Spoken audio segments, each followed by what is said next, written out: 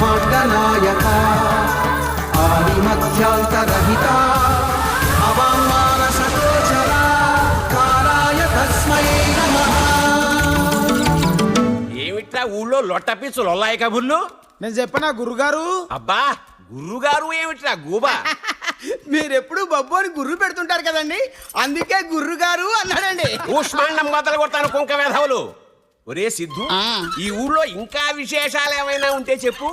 మరేమోనండి, మీ బావగారండి ఈ శ్రీరామనవ ఉత్సవాలతోనండి ఈ నేలకొండపల్లిని అపరాజ్యుగా మార్చేస్తారటండి.